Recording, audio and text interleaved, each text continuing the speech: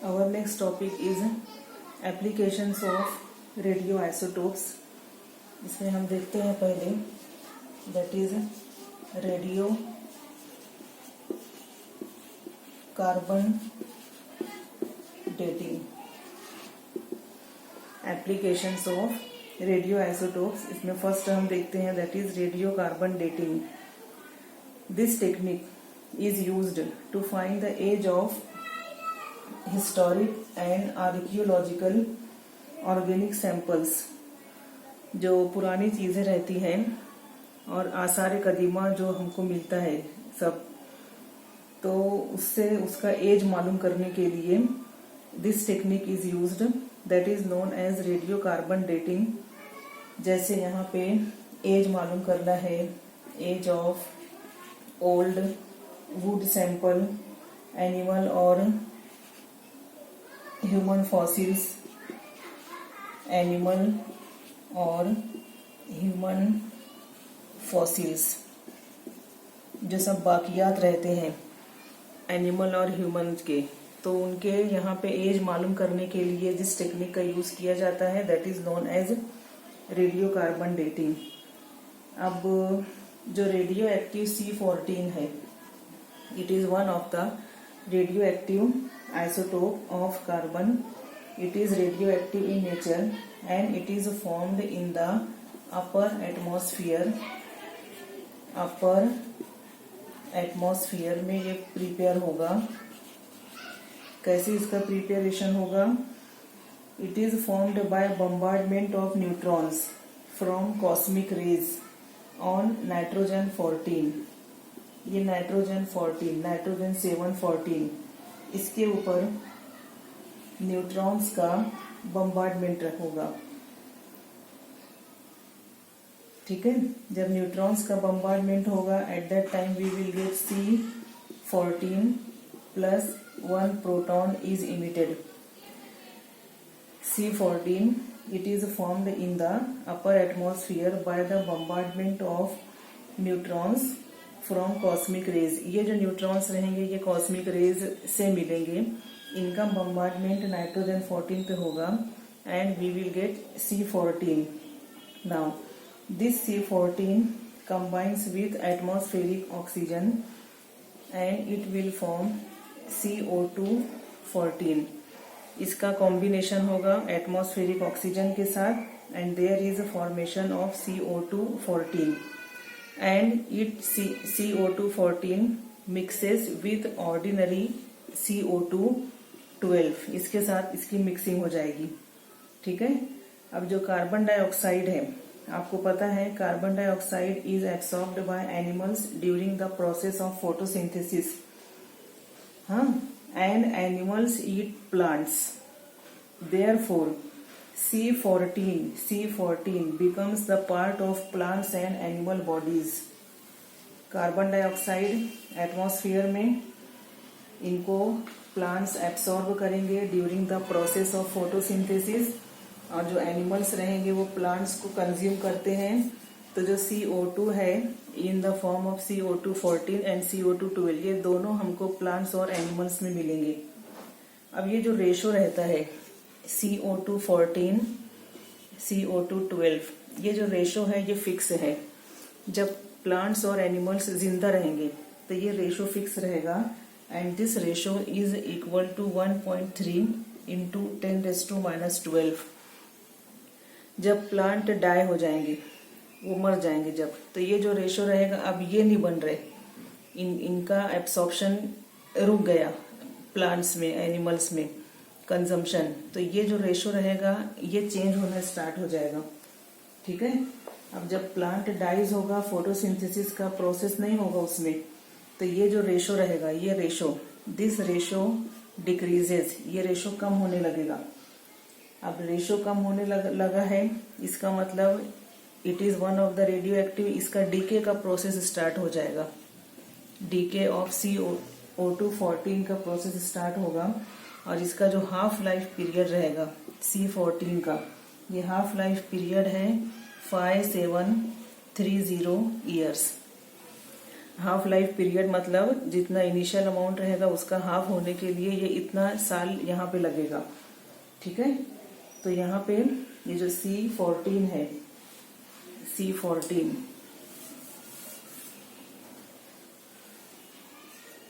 This C14 decays, यहाँ पे इसमें it is converted into nitrogen 14 plus 1 beta particle. ये यहाँ पे ये इस तरह का प्रोसेस यहाँ पे स्टार्ट हो गया। अब क्या किया जाएगा, एक्टिविटी मालूम की जाएगी, activity of the given wood sample and that of fresh sample. इसका मतलब यहाँ पे फाइंड किया जाएगा N0 upon N and it is also known as activity. It is the initial amount, it is amount remaining at time t।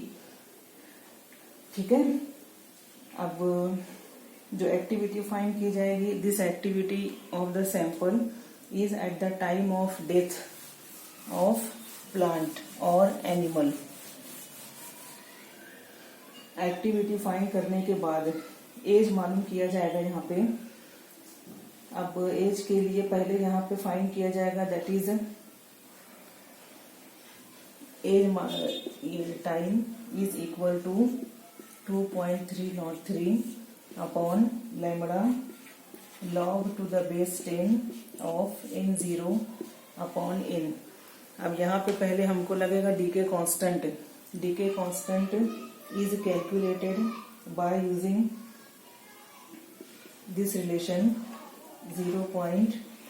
is equal to 0.693 upon T1 half. T1 half रखते हैं हम 0.693 upon 5730, इसकी unit रहेगी year. ये value हमको मिलेगी 1.21 into 10⁻⁻4 per year. ये value हमको मिली है लैम्बडा की। ठीक है, इस लैम्बडा को हम यहाँ रखेंगे इस जगह, इस फॉर्मूले में हम रखते हैं। N0 और N हमने फाइंड किया है। अब यहाँ पे जब इस इक्वेशन को हम सॉल्व करेंगे, we will get the age of the wood sample और any archaeological species. So it is all about radiocarbon dating. 2 mark का ये क्वेश्चन आता है। यहाँ से हम स्टार्ट करेंगे। कहाँ से स्टार्ट करेंगे, C14 कैसे बनेगा। ठीक है, फिर हमको ये रेशो बताना रहेगा CO2 14 टू CO2 12। इस रेशो को हमको बताना है और फिर यहाँ से हम स्टार्ट करेंगे। एक्टिविटी हम फाइंड करेंगे, then we will calculate the value of lambda and after this value we will calculate the time और it is also known as the age of the old sample और any archaeological species. So it is about the radiocarbon dating. Next application इसका है energy production में, energy में electrical energy from nuclear fission.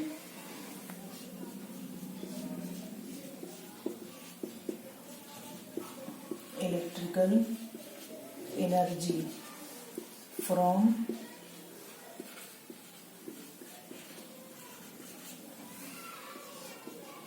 Nuclear fission. Nuclear fission से electrical energy यहाँ पे मिल रही है। अब यहाँ पे न्यूक्लियर पावर हमने सुना है, what is the nuclear power. अब जो न्यूक्लियर पावर है, it is simply the electricity made from fission of uranium and plutonium nucleus. Uranium और प्लूटोनियम का जब फिशन होगा, इसमें से जो एनर्जी रिलीज हो रही है, that is nothing but the nuclear power. अब यहाँ पे न्यूक्लियर पावर के बारे में केयर लेना यहाँ पे है। अब it offers huge environmental benefits in producing electricity and it releases 0 carbon dioxide. यहाँ पे जो इसका बेनिफिट रहेगा, इन्वायरमेंटल बेनिफिट है इसका न्यूक्लियर पावर का, इट हैज 0 कार्बन डाइऑक्साइड। ये it is one of the pollutant तो ये कार्बन डाइऑक्साइड यहाँ पे इमिट नहीं होगा। It releases 0 sulphur and nitrogen oxides, sulphur dioxide, nitrogen dioxide ये भी इसमें नहीं मिलेगा। ठीक है, जब ये नहीं मिलेगा इसका मतलब ये सब एटमॉस्फेरिक पोल्यूटेंट्स हैं। अब जब ये सब नहीं रहेगा इसका मतलब it is a clean energy. जो न्यूक्लियर एनर्जी रहेगी it is a clean energy, clean energy. ऐसी कोशिश की जा रही है कि जो न्यूक्लियर एनर्जी है ये डोमेस्टिक पर्पजेस के लिए भी यूज होने लगे। इसमें प्लूटोनियम का न्यूक्लियस लगेगा और यूरेनियम का न्यूक्लियस लगेगा। अब यहाँ पे न्यूक्लियर पावर में अपना इंटरेस्ट क्यों है भी इसके ऊपर जो इंटेंशन दिया जा रहा है, अगर 1 ग्राम यूरेनियम का फिशन होगा, यूरेनियम 235 का 1 ग्राम लिया जाएगा, इसमें अगर फिशन होगा it will produce 24,000 kilowatt per hour. इतनी एनर्जी रिलीज हो गई है। It is a large amount of energy which is released from 1 gram of uranium and it is same as burning of 3 tons of coal. 3 ton अगर coal burn होगा at that time this much amount of energy is released. और 12 barrels of oil, 12 barrel oil का जब burning का process होगा at that time this much amount of energy is released. तो यहाँ पे ये जो है ये इट इज बेनिफिशियल, इकोनॉमिकल भी है। एक मर्तबा ये जब स्टार्ट हो जाएगा 1 ग्राम अगर यूरेनियम का लिया जाएगा this much large amount of energy is released. ठीक है, और जो न्यूक्लियर फिशन है, nuclear fission is an alternative energy source, nuclear fission का प्रोसेस। अब जो सोर्सेस हैं एनर्जी के सोर्सेस कौन कौन से, ऑयल है, गैस है, कोल है, दीज आर डिप्लीटिंग। इनका अमाउंट कम होते जा रहे, अमाउंट कम होते जा रहा है। जो कॉस्ट है पेट्रोलियम का ये भी बढ़ते जा रहा है। ठीक है, तो हम अपना जो डिपेंडेंस है वो किसके ऊपर हम डिपेंड हो जाएंगे, we need to depend on the nuclear fission energy for the electricity. ये सब इसके बारे में हम बता सकते हैं, why the nuclear energy is beneficial. तो ये सब इसके प्लस पॉइंट्स हम बता सकते हैं। नाउ अब न्यूक्लियर रिएक्टर के बारे में देखते हैं। Nuclear energy is produced in the nuclear reactor. Nuclear reactor, in nuclear reactors nuclear reaction is carried out and nuclear reactor it is a device for using atomic energy in a controlled manner।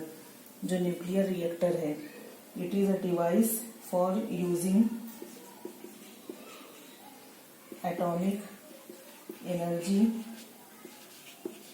in controlled manner। atomic energy in controlled manner and it is for peaceful purposes। During nuclear fission energy is released and the released energy can be utilized to generate electricity in a nuclear reactor। What is nuclear reactor? It is a device, एक apparatus है। ठीक है, एक apparatus है। It is a large device, it is a large apparatus which is used atomic energy in atomic energy यहाँ पे produce होगी in controlled manner and it is used for peaceful purpose। During nuclear fission energy is released and released energy can be utilized to generate electricity in a nuclear reactor। और जो nuclear reactor है उसमें uranium 235 और plutonium 239 इसके साथ एक material stack किया जाएगा that is heavy water. Heavy water का फॉर्मूला है D2O, ठीक है। और ग्रेफाइट, हेवी वाटर और ग्रेफाइट, इसको कहा जाएगा that is a moderator. It is known as moderator. The neutrons produced in the fission pass through the moderator. इसमें न्यूट्रॉन्स प्रोड्यूस होंगे। न्यूट्रॉन्स, ये जो न्यूट्रॉन्स रहेंगे ये मॉडरेटर से पास होंगे। अब जब यहाँ पे इसकी ये जो न्यूट्रॉन्स हैं इनकी स्पीड बहुत ज्यादा है, इनकी एनर्जी ज्यादा है। जब ये मॉडरेटर से पास होंगे they will lose some energy, कुछ एनर्जी ये लूज करेंगे, इनकी जो स्पीड रहेगी वो कम होगी, ठीक है। अब इनको कहा जाएगा slow neutrons. These are known as slow neutrons. अब यहाँ पे ये जो स्लो न्यूट्रॉन्स रहेंगे, these neutrons are captured which initiate new fission. ये जो स्लो न्यूट्रॉन्स रहेंगे, अब इन न्यूट्रॉन्स को यहाँ पे ये कैप्चर होंगे एंड यहाँ पे भी जो न्यूक्लियर फिशन का रिएक्शन है वो इनिशिएट होगा, वो स्टार्ट होगा। पहले क्या किया जाएगा, न्यूक्लियर रिएक्टर में प्लूटोनियम 235 और यूरेनियम 235 और प्लूटोनियम 239 दोनों में से एक, एंड अ फिशनेबल मटेरियल, ये फिशनेबल मटेरियल है, is stacked with heavy water. इनके साथ यूरेनियम लिया जाएगा या प्लूटोनियम, इनके साथ हेवी वाटर और ग्रेफाइट, हेवी वाटर और ग्रेफाइट, इनको लिया जाएगा न्यूक्लियर रिएक्टर में। ये जो ग्रेफाइट है ये और हेवी वाटर ये मॉडरेटर के तौर पे यूज हो रहे हैं। अब जो न्यूट्रॉन्स रहेंगे, जो फिशन प्रोडक्ट में जो फिशन एक मरतबा यहाँ पे स्टार्ट हो गया, ये फिशन यूरेनियम 235, ठीक है। अब जब यहाँ से न्यूट्रॉन्स इमिट होंगे तो वो मॉडरेटर से पास होंगे। यहाँ पे जब रिएक्शन होगा, जब यहाँ पे ये फ्रेगमेंट्स बनेंगे, इसके साथ ये न्यूट्रॉन मिलेंगे, ये न्यूट्रॉन्स मॉडरेटर से पास होंगे, then these neutrons will slow down. अब इनकी स्पीड कम हो गई, स्पीड कम हो गई, इनकी एनर्जी भी कम हो गई। अब यहाँ पे जो फिशन का प्रोसेस रहेगा, फिर यहाँ पे ये कंटिन्यू होगा by using these slow neutrons, ठीक है। अब ये प्रोसेस ये जो रहेगा ये कंटिन्यू रहेगा, ठीक है। नाउ अब कैडमियम रॉड को इंट्रोड्यूस किया जाएगा। जो न्यूक्लियर रिएक्टर है इसमें कैडमियम रॉड्स सब पहले से रहता है। यहाँ पे कैडमियम रॉड्स, ये जो कैडमियम रॉड्स हैं ये भी न्यूक्लियर रिएक्टर में रहेंगे। अब ये जो कैडमियम रॉड्स हैं ये न्यूट्रॉन्स को एब्सॉर्ब करने की इनके अंदर टेंडेंसी है। These cadmium rods will absorb neutrons. Cadmium rods will absorb neutrons, in neutrons को एब्सॉर्ब कर लेंगे। कुछ न्यूट्रॉन्स एब्सॉर्ब हो जाएंगे तो ये जो कुछ न्यूट्रॉन्स फिर रिएक्शन को कंटिन्यू करेंगे। अब यहाँ पे ये जो न्यूक्लियर चेन रिएक्शन हो रहा है, this nuclear chain reaction is in controlled manner, ठीक है। Now the energy released in such reaction appears as heat. जो एनर्जी यहाँ पे रिलीज हो रही है, this energy is in the form of heat. Heat के फॉर्म में ये एनर्जी रिलीज होगी। Energy is in the form of heat, ठीक है। And this energy is formed in controlled manner. अब हीट के फॉर्म में जब एनर्जी अपीयर हो रही है and it is removed by circulating a liquid. ये जो एनर्जी है अब ये रिमूव होगी, it is removed by circulating a liquid and this liquid now it is known as coolant. Heat रहेगी। अब यहाँ पे ये हीट है, हीट को कम करना है, उसके लिए यहाँ पे एक लिक्विड लगेगा and that liquid is now known as coolant. Coolant के तौर पे वाटर भी लिया जाता है और लिक्विड सोडियम को भी लिया जाता है। किसी किसी रिएक्टर में liquid sodium is used as coolant. हाँ, जो हीट रहेगी it is removed by circulating a liquid that is known as coolant. Coolant के तौर पे वाटर रहेगा या तो फिर लिक्विड सोडियम। अब ये जो कूलेंट रहेगा ये क्या करेगा, this coolant will absorb, this coolant will absorb the excess of heat, जो जायद हीट रहेगी उसको कूलेंट एब्सॉर्ब कर लेगा फ्रॉम द रिएक्टर, रिएक्टर से एब्सॉर्ब करेगा। Then it is passed over, अब ये कूलेंट पास होगा over a heat exchanger, it is passed over heat exchanger, heat exchanger से पास होगा फॉर प्रोड्यूसिंग स्टीम, यहां से अब यहाँ पे स्टीम प्रोड्यूस होगी। ठीक है, जो एनर्जी है ये कूलेंट से पास हुआ। कूलेंट क्या करेगा, it will absorb excess of heat, अब ये पास होगा हीट एक्सचेंजर से, हीट एक्सचेंजर से पास होगा फॉर प्रोड्यूसिंग स्टीम। अब यहाँ पे ये जो स्टीम है, अब ये स्टीम पास होगा थ्रू टरबाइन्स, टरबाइन से ये स्टीम पास होगा टू प्रोड्यूस इलेक्ट्रिसिटी। अब यहाँ से क्या मिलेगा हमको, ये इलेक्ट्रिसिटी मिल जाएगा। सो ये पूरा ये प्रोसेस होता है। अब यहाँ से हमको मिल जाएगा इलेक्ट्रिसिटी मिलेगा। ठीक है, ये एनर्जी कहाँ से मिला हमको, न्यूक्लियर फिशन रिएक्शन से एनर्जी मिल रहा है, एनर्जी मिला, it is in the form of heat, it is passed through coolant, this coolant will absorb excess of heat, then this coolant is passed over heat exchanger, then it is heat exchanger से यहाँ पे steam में convert होगा, then this steam is passed through turbines, अब ये जो turbines रहेगा अब यहाँ पे इलेक्ट्रिसिटी में यहाँ पे प्रोड्यूस होगा जो एनर्जी रहेगी।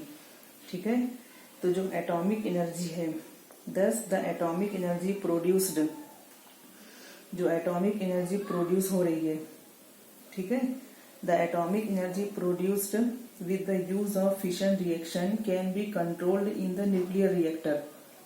न्यूक्लियर रिएक्टर में कंट्रोल्ड मैनर में एनर्जी प्रोड्यूस हो रही है।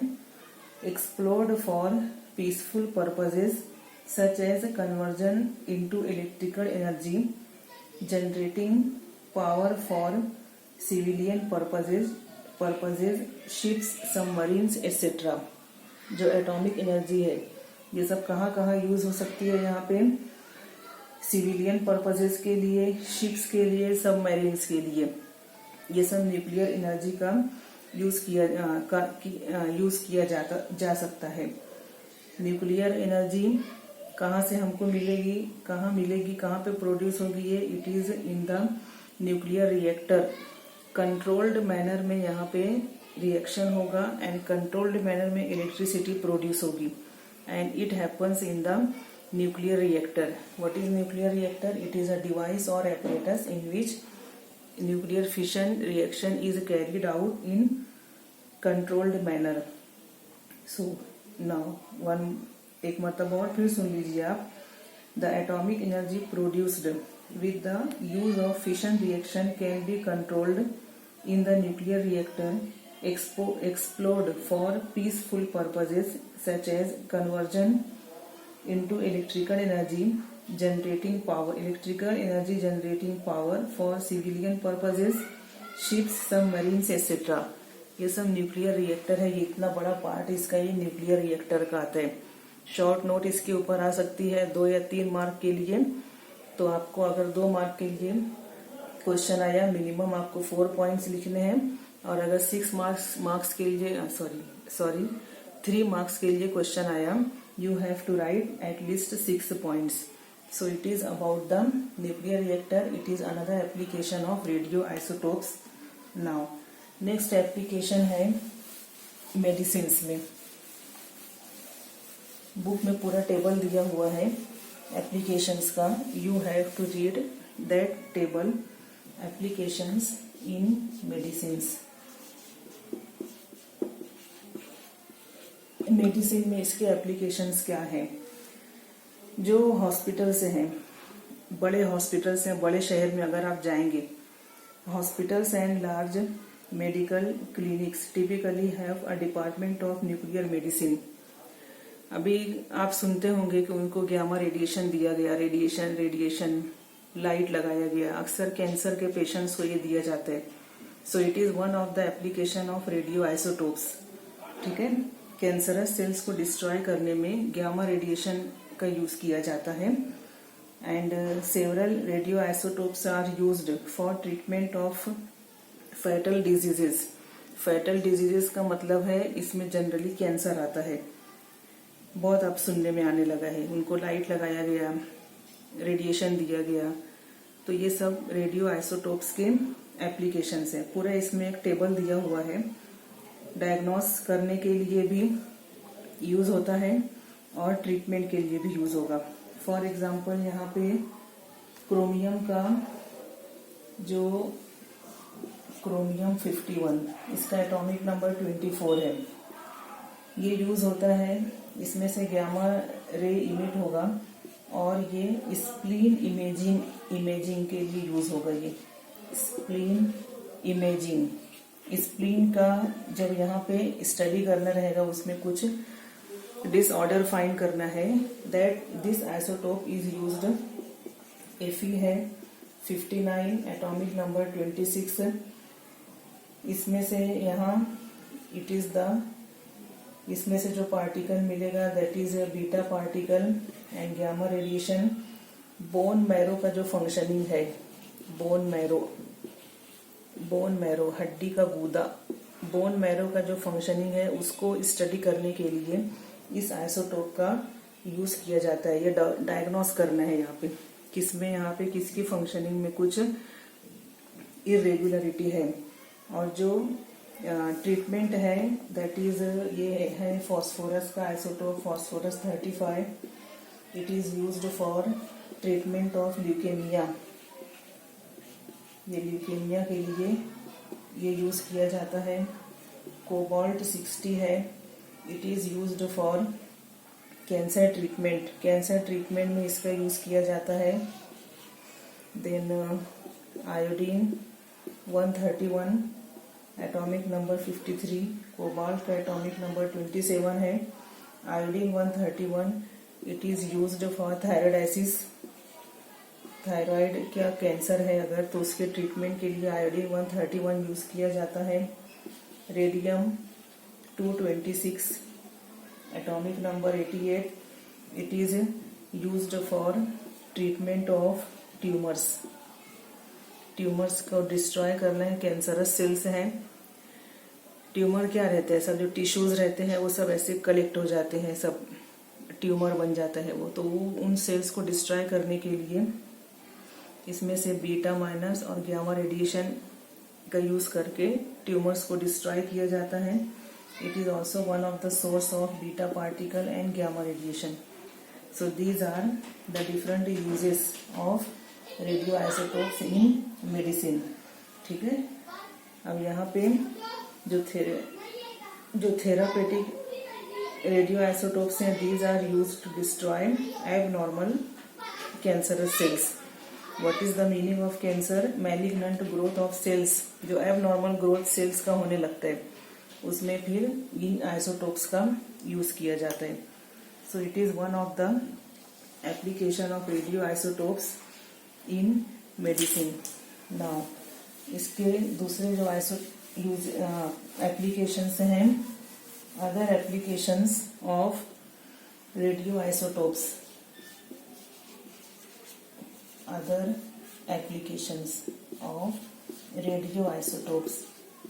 अदर एप्लीकेशंस में हम देखते हैं एग्रीकल्चर में यूज होता है। ये agricultural products, those are preserved by irradiating with gamma rays. जो एग्रीकल्चरल प्रोडक्ट्स हैं उनको प्रिजर्व करना है, तो उनके ऊपर ये जो गामा रेज हैं उनको, उनके साथ उनका इरेडिएशन किया जाता है। और ये जो गामा रेज है ये मिलती हैं कोबाल्ट 60 से मिलेगा और सीजियम 137 से मिलेगा। इनसे गामा रेज मिलेगा। ठीक है, इन गामा रेज का इरेडिएशन एग्रीकल्चरल प्रोडक्ट्स के साथ किया जाता है। तो जो एग्रीकल्चरल प्रोडक्ट्स रहेंगे those can be preserved for a long period of time. Then इसका जो थिकनेस कंट्रोल में यूज किया जाता है, पेपर का जो थिकनेस रहता है, पेपर कागज जो रहता है, थिकनेस कंट्रोल करने में भी रेडियो आइसोटोप का यूज किया जाता है. एग्रीकल्चर में जनरली इंसेक्ट से बहुत खतरा रहता है क्रॉप्स को, इंसेक्ट से. तो इन इंसेक्ट्स का हैबिटेट मालूम करने के लिए भी रेडियो आइसोटोप्स का यूज किया जाता है. एक मर्तबा हैबिटेट मालूम कर लिया जाता है, फिर उसके बाद उनको डिस्ट्रॉय किया जाता है. So these are other applications of radio isotopes. Agriculture में है, इंडस्ट्री में है, मेडिसिन में है. Then radiocarbon dating for generating energy. So these are different applications of radio isotopes. जो पेपर्स रहते हैं उनका थिकनेस कंट्रोल करने में, कहीं पेपर थिक हो गया, कहीं पेपर थिन हो गया, तो ये जो थिकनेस कंट्रोल करने में रेडियो आइसोटोप्स का यूज किया जाता है. स्ट्रोंशियम 90 का यूज किया जाता है, strontium 90. So these are different applications of radio isotopes. Okay, thank you.